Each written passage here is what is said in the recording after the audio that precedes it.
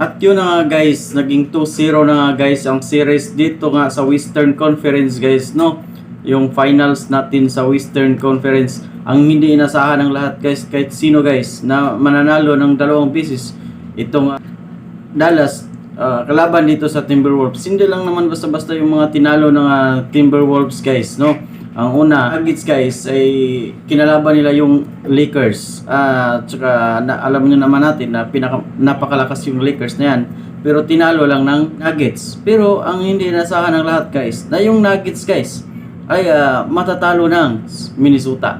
At ngayon guys, yung inasahan natin guys na maging 2-4 o 1-4 na panalo dito sana sa Minnesota kalaban yung Dallas, dahil hindi naman basta-basta talaga yung natalo ng Minnesota. Pero ang baliktad ang lahat guys, dahil na 0 yung natawag nating pinakamalakas sa Western Conference nating Minnesota, tinging 0 na nga sila at abante sa dos yung Dallas. Abangan natin sa Lunes guys kung ano talaga ang mangyayari, kung makabawi ba ang Minnesota o talagang malaglag sila at hindi sila makapunta sa Grand Finals. At dito naman tayo guys sa Celtics guys, Pacers, dahil itong Celtics alam naman natin ng lahat na napakalakas na team ito. Hindi basta-basta may mga tinalo nila. Ang team lang naman ang ni Spoelstra na hit sa first round, at pangalawa guys yung